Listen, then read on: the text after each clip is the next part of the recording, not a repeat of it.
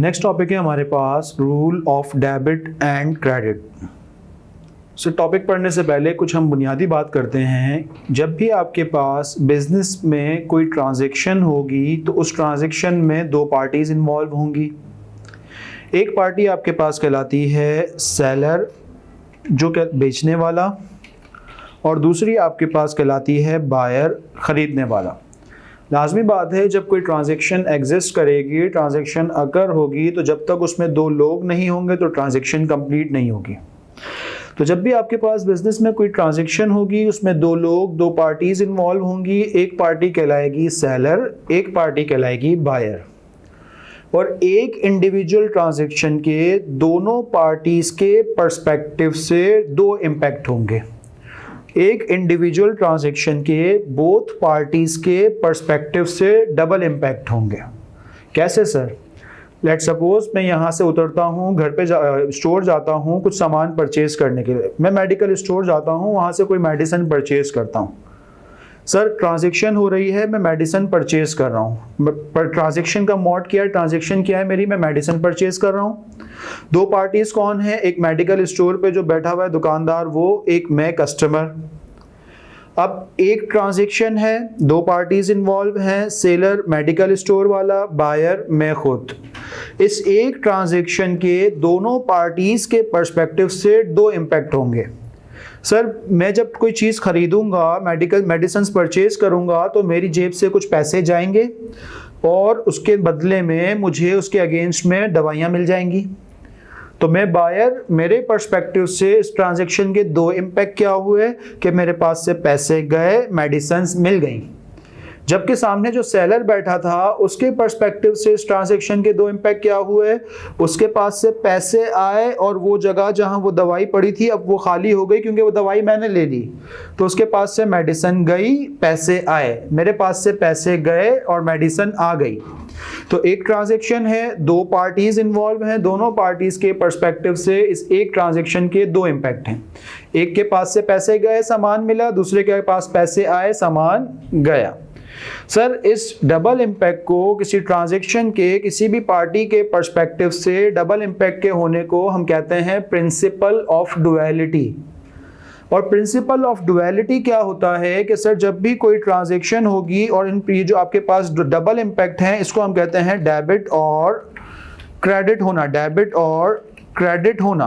Sir ये debit और credit क्या भला है? सर डेबिट और क्रेडिट ये भला है कि हर ट्रांजैक्शन में जो डबल इम्पैक्ट होते हैं हर पार्टी के पर्सपेक्टिव से, उस डबल इम्पैक्ट में से एक इम्पैक्ट कहलाता है डेबिट इम्पैक्ट और एक कहलाता है क्रेडिट इम्पैक्ट। और प्रिंसिपल ऑफ डुअलिटी क्या कहता है? प्रिंसिपल ऑफ डुअलिटी अकाउंटिंग का एक प्रिंसिपल है जो ये कहता है कि हर डेबिट का एक इक्वल क्रेडिट होगा, हर डेबिट का इक्वल क्रेडिट होगा। जिस तरह हम बचपन में पढ़ते थे law of Newton, every action has its equal and opposite reaction, बिल्कुल इसी तरह हर डेबिट का एक इक्वल क्रेडिट होगा। ये कहता है अकाउंटिंग का प्रिंसिपल ऑफ डुअलिटी। सर ये डेबिट क्रेडिट बार बार मैं किए जा रहा हूँ, ये भला क्या है? सर आप इसकी डेफिनेशंस देखेंगे तो आपको बहुत सारी अजीब अजीब सी डेफिनेशंस मिलेंगी, आपने सबको साइड पे रखना है। हम इसको बिल्कुल सादा सी और किस्सा मुख्तसर करते हैं। देखिए सर आप जब भी कोई बिजनेस करते हैं तो आपके पास नंबर ऑफ सप्लायर्स होते हैं, नंबर ऑफ कस्टमर्स होते हैं। लेट सपोज मैं कहता हूं मेरे पास 500 कस्टमर है, तो मैं उन 500 कस्टमर्स को बेचने के लिए कमोबेश 150-200 सप्लायर से सामान खरीदता हूँ जब भी उन 500 कस्टमर्स की नीड पूरी करता हूँ। तो सर जो मेरे पास इतने सारे कस्टमर्स या इतने सारे सप्लायर्स हैं इन सब के मैं अपने पास हिसाब किताब मेंटेन करता हूँ।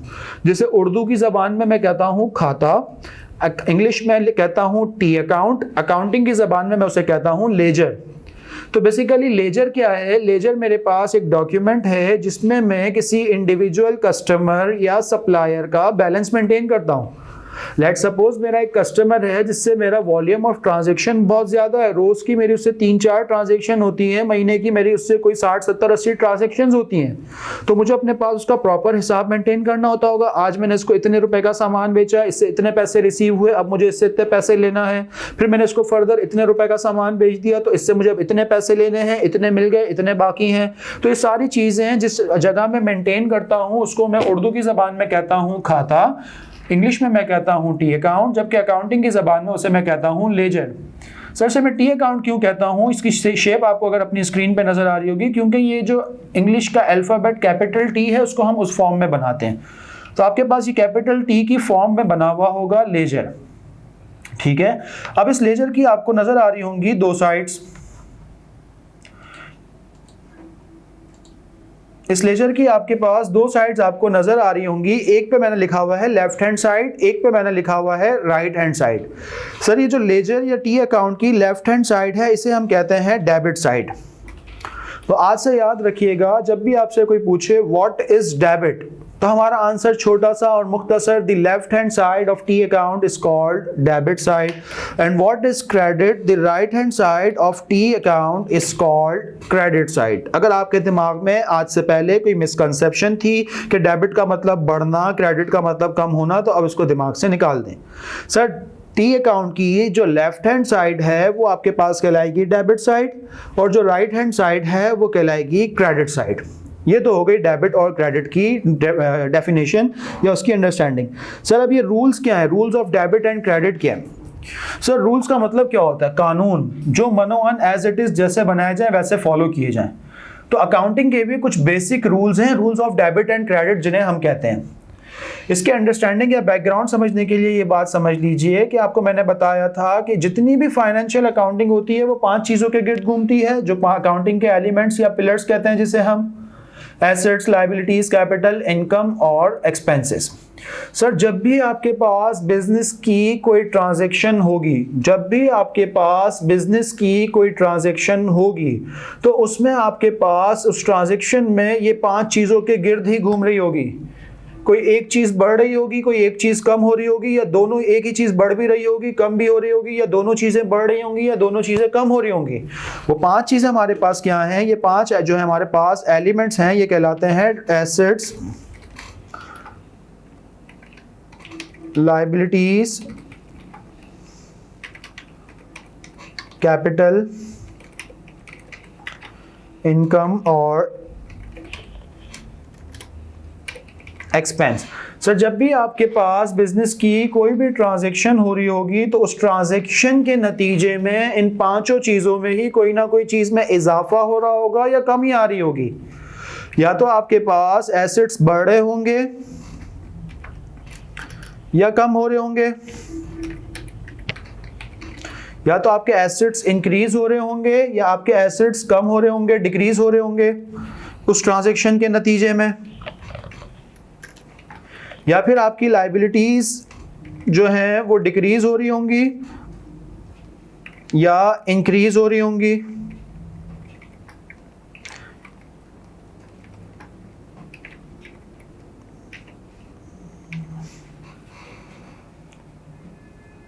सर अब ये जो रूल हैं, ये रूल आपको मनोअन एज इट इज याद करने होंगे। ये रूल आप लोगों को दिमाग में बिल्कुल घोल के पी जाने होंगे कि आपसे रात के 3 बजे आपको कोई नींद से उठा के भी पूछे what will be the impact on the debit side if assets increase, what will be the impact of increase in asset, तो आपको फट से ये रूल याद होने चाहिए। सर आपके बिजनेस के जब भी एसेट्स इंक्रीज होंगे तो आपके पास वो पोस्ट होगा डेबिट साइड पे, यानी कि left hand side of T account पे। जब भी आपके बिजनेस के एसेट्स डिक्रीज होंगे वो पोस्ट होगा क्रेडिट साइड पे, यानी कि right hand side of T account पे। बिल्कुल सेम रूल आपके पास है फॉर एक्सपेंसेस। तो यानी कि एसेट्स और एक्सपेंस के लिए आपके पास एक रूल है कि जब भी आपके पास एसेट्स और एक्सपेंसेस बढ़ेंगे तो इसकी जो आप रिकॉर्डिंग करेंगे, इसको जो आप जर्नल में पोस्ट करेंगे, इसकी जो आप अकाउंटिंग करेंगे वो डेबिट साइड पे करेंगे, यानी कि लेफ्ट हैंड साइड पे। और जब भी आपके पास एसेट्स और एक्सपेंसेस में कमी वाक़ई होगी, डिक्रीज होंगे, तो इसको आप रिकॉर्ड करेंगे क्रेडिट साइड पे।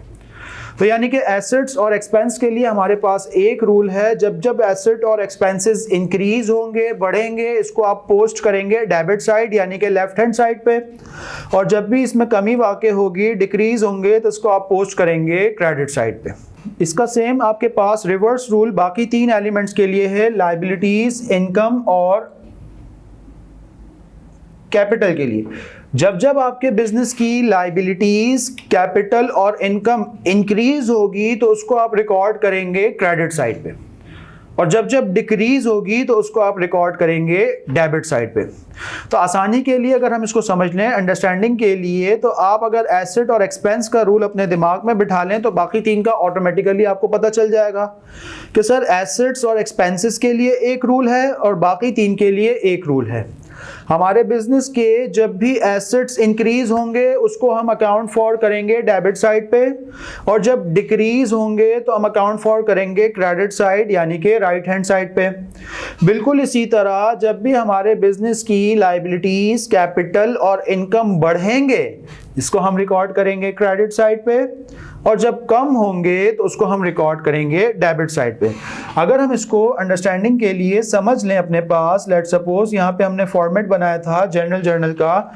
जनरल जर्नल में हमारे पास कोई भी ट्रांजैक्शन इनिशियली रिकॉर्ड होती है। अगर मैं इस फॉर्मेट को यहाँ पे आपके सामने रख के आपको समझाने की कोशिश करूं, लेट सपोज मैं कहता हूं आज के दिन मैंने 100 रुपए का सामान बेचा।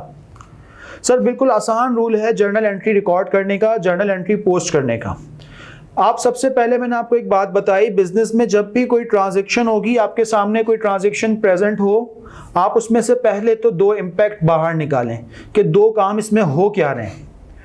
वंस आपने उसमें से दो इम्पैक्ट बाहर निकाल लिए, फिर आप उन दो इम्पैक्ट को इन 5 में से किसी भी आइटम में फिट करने की कोशिश करें। इन दो इम्पैक्ट को, ये जो आपके पास 5 आइटम्स आपने देखे, एसेट्स, लायबिलिटीज, कैपिटल, इनकम और एक्सपेंसेस, इन 5 में फिट करें। फिर जब वंस आपने इसको इसमें फिट कर दिया, अब देख लें कि कौन सा आइटम बढ़ रहा है, कौन सा आइटम कम हो रहा है, उस पर उसका रेलेवेंट रूल अप्लाई कर दें। मैं आपको एग्जांपल देता हूं, एक ट्रांजैक्शन आपके सामने रखता हूं। लेट सपोज मैं कहता हूं आज 10 मार्च को मैंने 100 रुपीज की सेल्स की कैश पे। आज 10 मार्च को मैंने 100 रुपीज की कैश पे सेल्स की। अब पहले तो मैं इसमें दो आइटम निकाल लूं कि दो काम की बातें मेरे पास क्या हैं। सर एक सेल होना और कैश पे होना, सेल होना, कैश पे होना। अब ये बात तय है कि जब मैंने सेल्स की तो मुझे इनकम पता है, सेल ऑफ गुड्स मेरी क्या होती है, इनकम या रेवेन्यू होती है। और रेवेन्यू की डेफिनेशन मैंने पढ़ी थोड़ी देर पहले मैंने रेवेन्यू की डेफिनेशन क्या सीखी, increase in economic benefits during the accounting period in the form of inflows. Sir मैंने सेल की, मेरा रेवेन्यू हुआ, सेल करने से मेरा रेवेन्यू बढ़ा, मेरी इनकम बढ़ी। तो एक तो आइटम मेरे पास आ गया इनकम, और इनकम मेरी क्या हुई, बढ़ी। इनकम इंक्रीज होती है तो उसको मैं अकाउंट फॉर करता हूं क्रेडिट पे। जबकि दूसरा मैंने काम कहा कि मेरे पास जब रेवेन्यू हुआ तो उसके नतीजे में कैश मिला, और हम पढ़ चुके हैं कैश मेरे बिजनेस के लिए क्या है, एसेट। इसका मतलब जब सेल हुई तो कैश मेरे पास आया, मेरे एसेट्स इंक्रीज हुए। एसेट इंक्रीज होते हैं तो ये मेरे पास रिकॉर्ड होते हैं डेबिट साइड पे। तो मैं अगर इसको पोस्ट कर दूं तो मैं यहां पे कह सकता हूं कि भाई 10 मार्च 2023 मेरे पास कैश आया। सबसे पहले मैं डेबिट साइड लिखता हूं, कैश आया। कैश कितना आया, डेबिट के मैंने नीचे लिख दिया 100 रुपए। कहां से आया सर, मैंने सेल्स की, सेल्स के आगे मैंने लिख दिया क्रेडिट साइड पे 100 रुपए। तो ये मेरी पोस्टिंग हुई कंप्लीट। तो ये मेरे पास ट्रांजैक्शन हुई मेरी कंप्लीट, एक इन ट्रांजैक्शन को मैंने रिकॉर्ड किया। तो अगर मैं समराइज करूं कि किसी भी ट्रांजैक्शन को आप अपनी बुक्स का पार्ट कैसे बनाएंगे, मैंने आपसे कहा कोई भी ट्रांजैक्शन इनिशियली आपके पास कहां रिकॉर्ड होती है, जर्नल में। इनिशियली जर्नल में रिकॉर्ड होती है। तो जब भी आपके सामने कोई ट्रांजैक्शन प्रेजेंट की जाए, आपने क्या करना है, उसमें से पहले काम की दो बातें बता निकालनी है कि हुआ क्या। सर मेरे पास सामान बिका और कैश आया। फिर उन दोनों आइटम्स को आपके पास जो 5 एलिमेंट्स हैं उनमें कहीं फिट करना है। सर सामान बिकना इज द मेरा रेवेन्यू, सामान बिकना is the income of my company, my business. जबकि कैश मेरे पास एसेट, इसका मतलब एक मेरे पास एसेट आ रहा है, दूसरी तरफ मेरा रेवेन्यू हो रहा है। रेवेन्यू इंक्रीज हो रहा है, रेवेन्यू इंक्रीज होता है तो क्रेडिट। कैश आ रहा है, कैश भी मेरे पास इंक्रीज हो रहा है, कैश मेरे बिजनेस के लिए एसेट, एसेट इंक्रीज होता है तो डेबिट। डेबिट क्रेडिट बराबर 100 रुपए से आपके पास बराबर, आपको डेबिट भी मिल गया, क्रेडिट भी मिल गया। आपने ट्रांजैक्शन पोस्ट कर दी, एंट्री रिकॉर्ड कर दी, आपके पास ट्रांजैक्शन हो गई कंप्लीट। तो इस तरह से हमारे पास ये रूल ऑफ डेबिट क्रेडिट बनते हैं। नेक्स्ट लेक्चर में हम अपने पास कुछ मजीद एग्जांपल्स के साथ इसको मजीद प्रैक्टिस करेंगे।